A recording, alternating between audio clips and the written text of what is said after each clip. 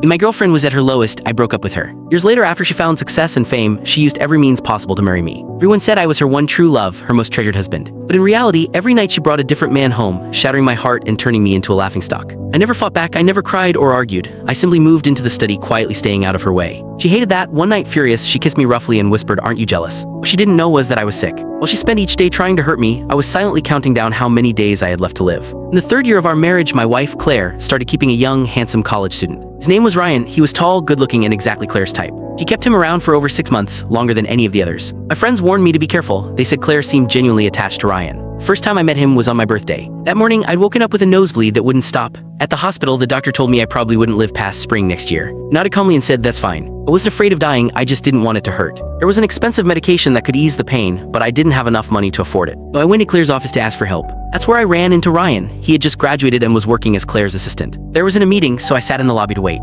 Ryan kept glancing at me, then leaned over to whisper to his coworkers, "So that's the husband. He looks awful, so skinny and sickly, like he's on his deathbed." He laughed and added, "People say I look like him, but I don't see it. I'm way better looking." I caught my reflection in the glossy glass wall, messy hair, a puffy coat that made me look even frailer. He wasn't wrong, I wasn't much to look at, just a man waiting to die. A coworker nudged him and whispered, "Don't underestimate him. If he cleaned up, you wouldn't even compare. And don't forget, Claire loves him. If you piss him off, she'll destroy you." Ryan wasn't convinced. He rolled his eyes and smirked. He brought me a cup of tea and asked mockingly, "So, Mr. Baker, why is Claire making you wait so long? It's weird. Whenever I stop by, no matter how busy she is, she always makes time for me. She says I'm her priority." He smiled smugly, and for a moment I saw a bit of my younger self in him. I thought about it. Claire did treat Ryan differently. She'd had countless lovers over the years, using them as pawns in her game to provoke me. Every night she brought home someone new, testing my limits. But she never kept them around for long. A day or two, maybe a week. She always got bored quickly. Ryan, though, was different. She spoiled him. She took him out to dinner, shopping, and movies. They acted like an ordinary, happy couple. She gave him money, but she also gave him affection. I looked at him and smiled gently. If you're so important to her, why settle for being her dirty little secret? You should convince her to divorce me and marry you instead.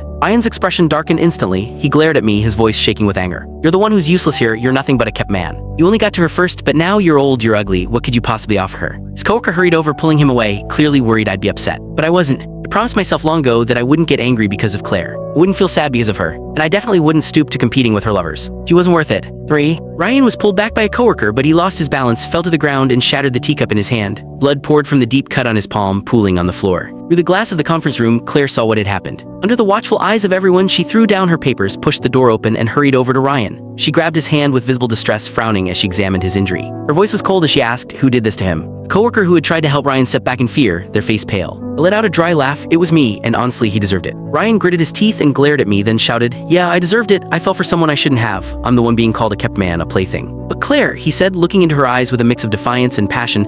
Click the link on the homepage to watch the full follow-up for free.